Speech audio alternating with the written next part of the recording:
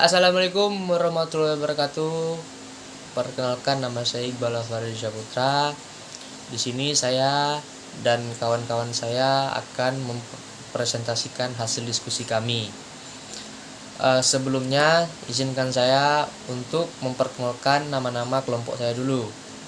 Yang pertama ada Iqbal Afari Syaputra, saya sendiri, dan ada Tiara Ramadhani Lubis dan Nur Haliza. Di sini kami akan membahas materi tentang 1. Menjelaskan pengertian komunikasi, dan 2. Menjelaskan retorika sebagai proses komunikasi, dan yang ketiga, faktor yang mempengaruhi efektivitas komunikasi retorika. Baiklah, yang pertama ada pengertian komunikasi. Komunikasi secara umum adalah proses pengiriman dan penerimaan atau tukar-menukar pesan, juga informasi antara dua individu atau lebih, dengan efektif sehingga dapat dipahami dengan mudah. Secara etimologis atau menurut asal katanya, istilah komunikasi berasal dari bahasa Latin communication, dan perkataan ini bersumber pada kata komunis yang artinya adalah sama. Sama ini maksudnya sama makna. Jadi, komunikasi berlangsung apabila antara orang-orang yang terdapat kesamaan makna mengenai suatu hal yang dikomunikasikan. Jika seseorang mengerti tentang sesuatu yang menyatakan orang lain kepadanya, maka komunikasi berlangsung. Hubungan antara mereka itu bersifat komunikatif. Sebaliknya, jika ia tidak mengerti, komunikasi tidak berlangsung. Dengan lain perkataan, hubungan antara orang-orang itu tidak komunikatif. Ada komunikasi menurut para ahli. Yang pertama adalah Swell. Komunikasi adalah proses yang menggambarkan siapa mengatakan dengan cara apa, kepada siapa, dengan efek apa. Yang kedua ada Carl I. Hovland. Proses di mana seseorang individu atau komunikator mengoperkan stimulan, biasanya dengan lambang-lambang bahasa verbal maupun nonverbal, untuk mengubah tingkah laku orang lain. Terus ada Tommy Suprapto, membagi pengertian komunikasi berdasarkan 3 hal, yaitu pengertian secara etimologis, terminologis, dan paradigmatis. Secara etimologis, komunikasi dipelajari berdasarkan asal-usul kata, yaitu komunikasi yang berasal dari bahasa Latin communicatio, yang bersumber dari kata komunis yang berarti sama, makna mengenai sesuatu hal yang dikomunikasikan. Yang kedua ada secara terminologis. Komunikasi berarti proses penyampaian suatu pernyataan oleh seseorang kepada orang lain secara orang lain. Yang ketiga ada secara paradigmatis. Komunikasi berarti pola yang meliputi sejumlah komponen berkolerasi satu sama lain secara fungsional untuk mencapai tujuan tertentu. Contohnya seperti ceramah, kuliah, khotbah, diplomasi, dan sebagainya. Sekian dari saya. Selanjutnya yang akan dibacakan oleh Nur Haliza. Baik, terima kasih Iqbal. Selanjutnya penjelasan retorika sebagai proses komunikasi. Ada 4 faktor yang menjadi persyaratan terjadinya suatu proses komunikasi. Yang pertama adanya komunikator. Komunikator adalah orang yang mengatakan atau menyampaikan sesuatu. Yang kedua, ada warta, pesan atau informasi, yaitu apa yang dikatakan atau yang disampaikan.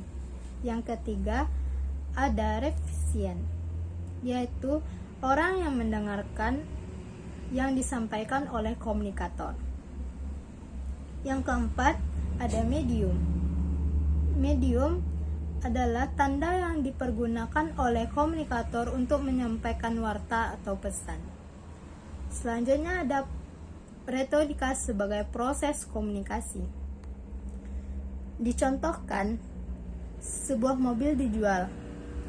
Pemilik mobil tentu ingin menjual dengan harga yang sesuai dengan tujuan. Dalam pembicaraan dengan calon pembeli, penjual tentu tidak hanya menjelaskan merek, tahun keluaran, tipe, dan ciri khas mobil, tetapi dia juga pasti akan memuji-muji mobil tersebut.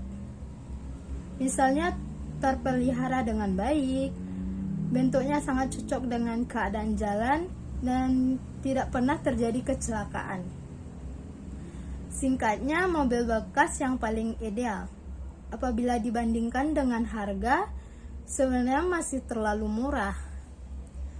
Di lain pihak, calon pembeli juga ingin membeli mobil tersebut dengan harga yang murah, sesuai dengan tujuannya.